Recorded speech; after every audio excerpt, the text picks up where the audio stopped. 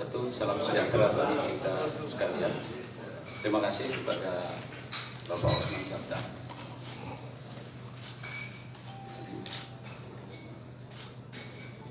Dalam kesempatan ini kami akan memberikan suatu penjelasan secara kronologis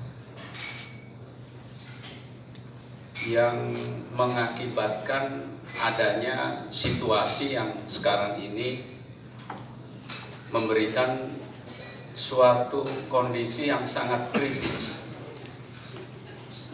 Banyak pihak yang tidak menyadari bahwa saat ini terjadi krisis demokrasi. Jadi yang dimaksud krisis demokrasi ini adalah suatu keadaan yang dapat mengganggu proses pelaksanaan pemilu tahun 2019. Kenapa ini menjadi krisis? Karena tahapan pemilihan umum secara ketat diatur tanggal per tanggal di dalam Undang-Undang Nomor 7 Tahun 2017 tentang Pemilihan Umum. Seharusnya Komisi Pemilihan Umum sebagai penyelenggara pemilu mampu mengikuti jadwal-jadwal yang sudah diatur di dalam Undang-Undang Pemilu tersebut. Lewatnya waktu atau terdapatnya pelanggaran terhadap ketentuan yang diatur di dalam tahapan pelaksanaan pemilu dapat menimbulkan suatu keadaan ketidakpastian hukum.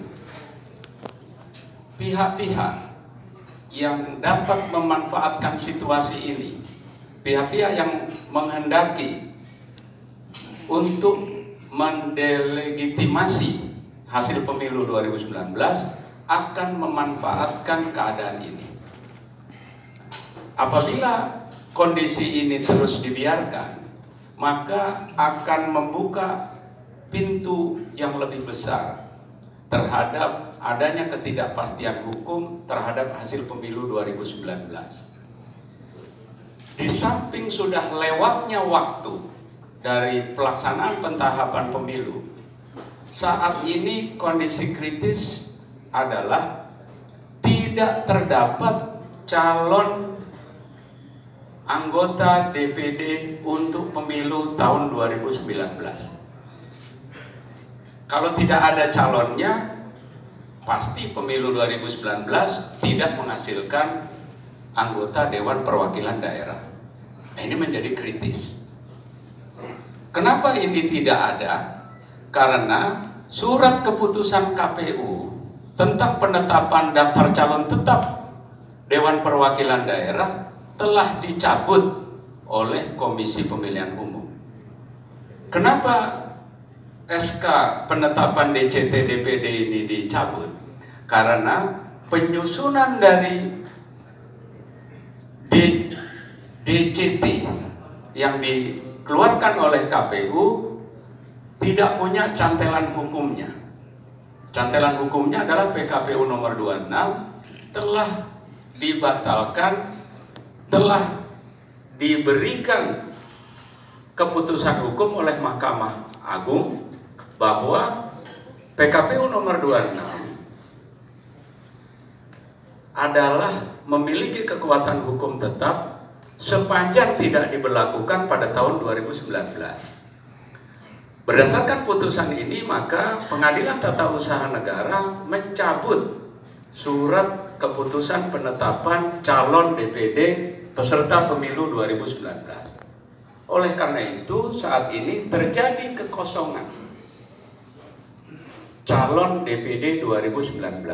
Jadi artinya peserta pemilu 2019 yang saat ini ada adalah hanya calon presiden dan wakil presiden, kemudian calon anggota legislatif Dewan Perwakilan Rakyat.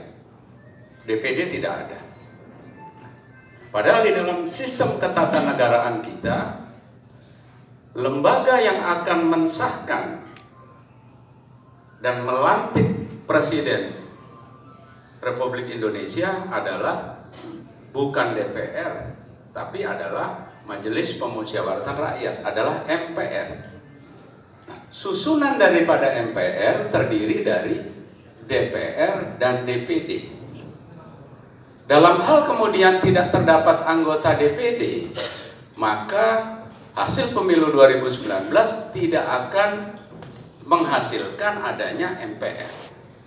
Nah, oleh karena itu, hal ini menjadi kritis karena dapat dimanfaatkan oleh siapa saja yang menghendaki adanya instability, yang menghendaki adanya kekosongan kekuasaan. Dan hal inilah yang memicu kekacauan, yang memicu perang saudara di Timur Tengah, di Syria.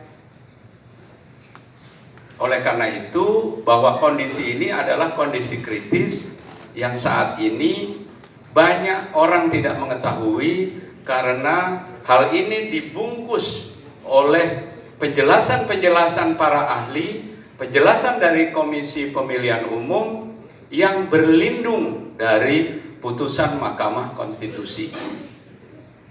Padahal telah terjadi penyesatan publik, telah terjadi disinformasi. Nah, ini juga yang menyebabkan kericuhan, yang menyebabkan perang saudara di negara-negara Timur Tengah karena adanya disinformasi. Apa yang menjadi disinformasi?